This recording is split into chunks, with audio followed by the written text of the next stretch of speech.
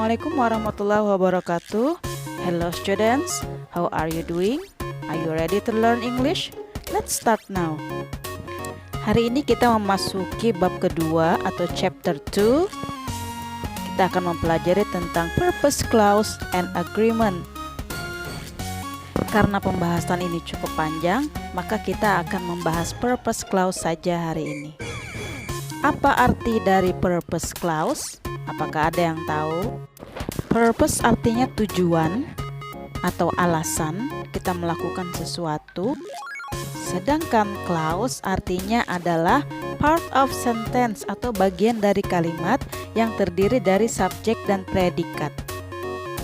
Clause sendiri tidak bisa berdiri sendiri. Jadi, purpose clause ini harus dibantu dengan conjunction atau kata sambung. Klausa atau clause setidaknya terdiri dari subjek dan predikat. Apakah kalian masih ingat apa itu subjek dan predikat? Subjek dalam bahasa Inggris disebut pronoun atau kata ganti. Untuk subjek pronoun terdiri dari 7 kata, yaitu I, you, we, they, he, she, dan it. Sedangkan predikat dalam bahasa Inggris disebut juga verb atau kata kerja. Tadi Ibu ada menyinggung sedikit tentang conjunction atau kata sambung. Karena purpose clause ini tidak bisa menjadi kalimat sempurna apabila tidak ada kata sambung. Kata sambung yang kita pakai di sini yang pertama adalah in order. Kemudian yang kedua so that, yang ketiga to, dan yang keempat for. Keempat conjunction tadi mempunyai arti yang sama, yaitu supaya, agar, atau untuk. Sekarang kita coba untuk membuat contoh dulu dalam bahasa Indonesia. Dengarkan baik-baik. Oke, yang pertama untuk clause-nya yaitu subjek dan predikat. Subjeknya adalah dokter, kemudian predikatnya adalah mengoperasi. Jadi kalimat pertama adalah dokter mengoperasi. Sekarang kalimat kedua yaitu kalimat tujuan, menyelamatkan hidup pasiennya. Kalau kita sambung kedua kalimat tadi, maka kalimatnya adalah dokter mengoperasi menyelamatkan hidup pasiennya. Kalimat tadi terdengar janggal karena tidak ada kata sambung atau preposisinya. Sekarang kita akan menambahkan conjunction atau preposition in order to yang artinya untuk atau agar di dalam kalimat tadi. Sekarang dengarkan kalimatnya. Dokter mengoperasi untuk menyelamatkan hidup pasiennya. Sekarang kalimat tadi terdengar lebih baik dan bisa dipahami. Tetapi bahasa Indonesia dan bahasa Inggris berbeda, terutama pada kata sambung in order. Sekarang perhatikan untuk in order. In order ada yang disambung dengan in order to, ada juga yang in order that.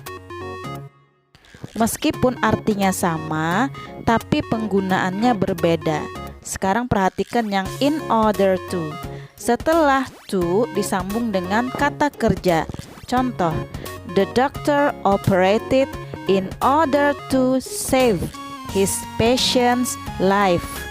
Setelah to bertemu dengan save atau menyelamatkan.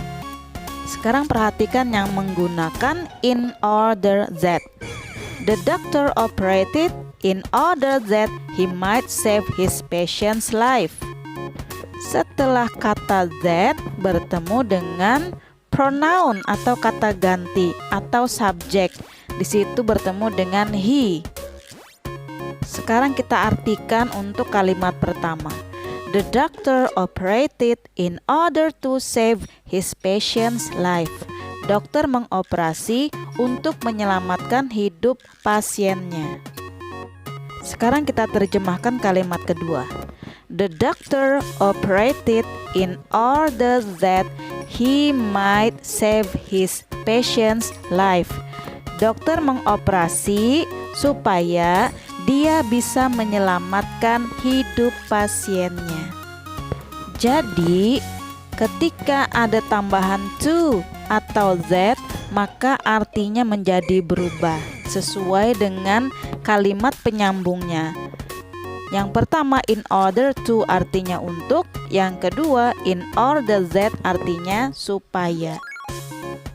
Selain in order to dan in order that, ada lagi bentuk negatifnya, yaitu in order not to, artinya supaya tidak.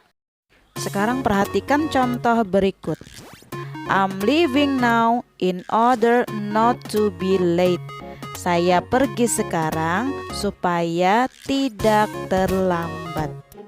Kalau kalian hilangkan kata not-nya di in order not tadi, maka artinya akan berubah.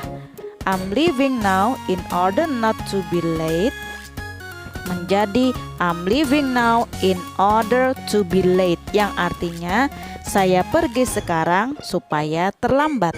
Jadi artinya tidak nyambung antara klausa awal dan tujuannya. Apakah kalian sudah bisa memahaminya?